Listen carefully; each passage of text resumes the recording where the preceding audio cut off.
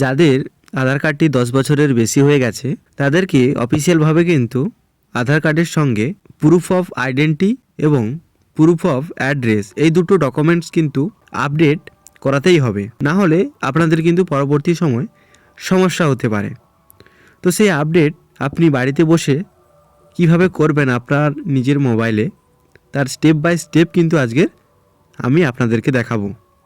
তো চলো step by step দেখাচ্ছি আপনাদেরকে, আপনারা বাড়িতে বসেই করে নিতে পারেন ফ্রি অফ কস্ট। আপনারা আপনাদের মোবাইলের গুগলে গিয়ে সার্চ করবেন আধার কার্ড বলে।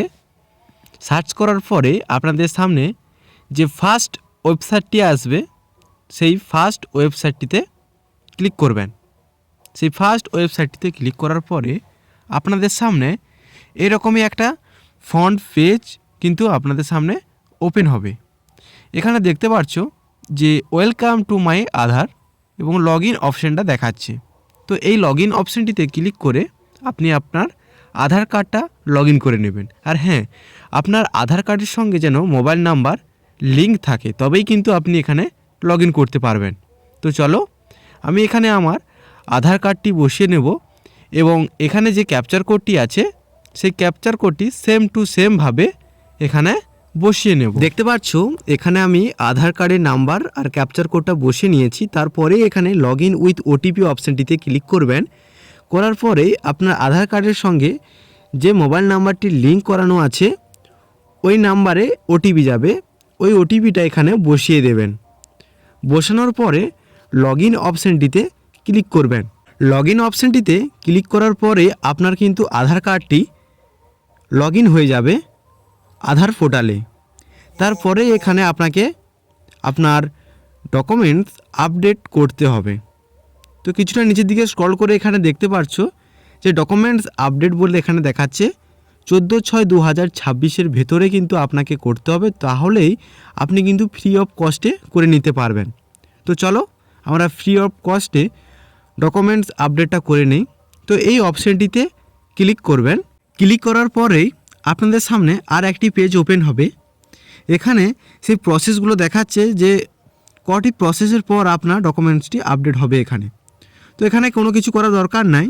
এখানে আপনি নেক্সট অপশানটি আছে, এই নেক্সট অপশানটিতে ক্লিক করবেন। করে আমরা নেক্সট পেজে কাজটা শুরু করব। নেক্সট অপশানটি সিলেক্ট করার পরেই আপনাদের সামনে কিন্তু আর একটি পেজ ওপেন হয়ে গেছে। সেখানে আধার কার্ডটির ডিটেলস এখানে দেখাবে, আপনার নাম, আপনার জেন্ডার এবং ডেট অফ বার্থ এখানে দেখাবে। এখানে কোনো কিছু করা দরকার নেই। এখানে যে গোল মার্ক করার চিহ্নটি আছে এখানে টিক মার্ক করে দেবেন। করে দেওয়ার পরে নেক্সট যে অপশানটি দেখাচ্ছে এই নেক্সট অপশানটিতে ক্লিক করবেন। ক্লিক করার পরে আপনি নেক্সট স্টেপে চলে যাবেন। তো এখানে কি দেখাচ্ছে দেখো, এখানে দেখাচ্ছে আপনাদের সামনে আপনাকে এখানে গাইডলাইন ফর আপলোডিং ডকুমেন্ট এখানে দেখাচ্ছে যে 2 MBর মধ্যে আপনাদের যে ডকুমেন্ট আপনি আপলোড করবেন এখানে সেটা কিন্তু 2 MBর ভেতরে হতে হবে।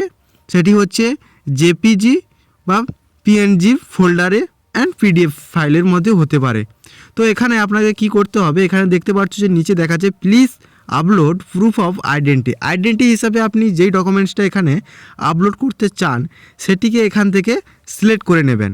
তো আমি এখানে সিলেক্ট করে নেব যে আমার ভোটার কার্ড, সেই ভোটার কার্ড দিয়ে আমি কিন্তু এখানে আইডেন্টি প্রুফ হিসাবে আমি এখানে আপলোড করব। তো আপনার যেটা ঠিক মনে হবে সেইটাই সিলেক্ট করে আপনি এখানে আপলোড করতে পারেন। তো আমি এখানে ভোটার কার্ডটি সিলেক্ট করেছি।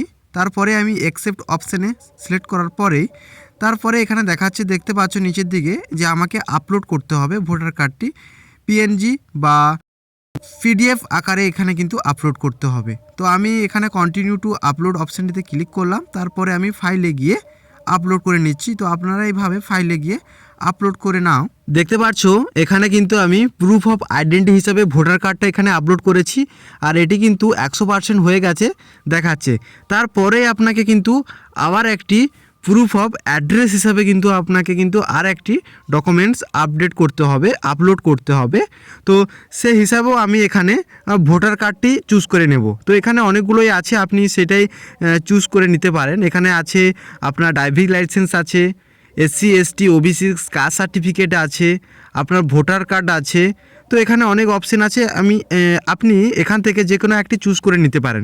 তো সেম টু সেমভাবে আমি এখানে ভোটার কার্ডটাও চুজ করে নিয়েছি। তারপরে আমি ভোটার কার্ডটাও এভাবে আমি আপলোড করব ফাইলে গিয়ে। তো সম্পূর্ণভাবে দুটো আমি ডকুমেন্ট এখানে দেখতে পাচ্ছ যে আপলোড করেই নিয়েছি।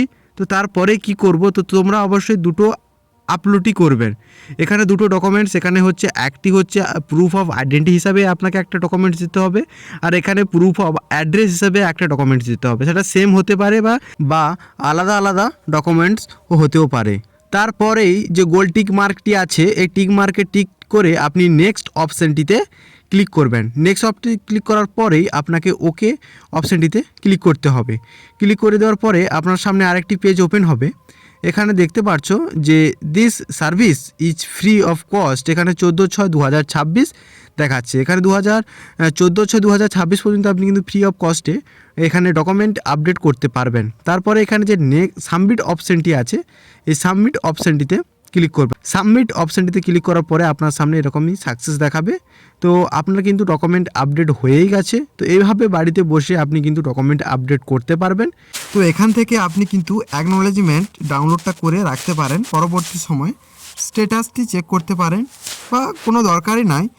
তো এইভাবে আপনারা কিন্তু বাড়িতে বসে করে নিতে পারবেন। আপনাদের কিন্তু ফ্রি অফ কস্টে হচ্ছে। এখন আপনাদের বাড়িতে সমস্ত লোকের কিন্তু এভাবে করে নিন, বাড়িতে পরিবারে যতজন আছে। তো আপনাদেরকে কিন্তু অনলাইন দোকানে গিয়ে ওখানে পয়সা দিয়ে কিন্তু করাতে হবে না। তো ভিডিওটা যদি হেল্পফুল মনে হয় তাহলে অবশ্যই চ্যানেলটিকে সাবস্ক্রাইব করে পাশে থাকা বেল আইকনটিকে ক্লিক করে অল প্রেস করবেন। আর এই ভিডিওতে যদি কোনো প্রবলেম থাকে বোঝার, তো অবশ্যই কমেন্ট করে জানাবেন। তো চলো দেখা হচ্ছে নেক্সট ভিডিওতে।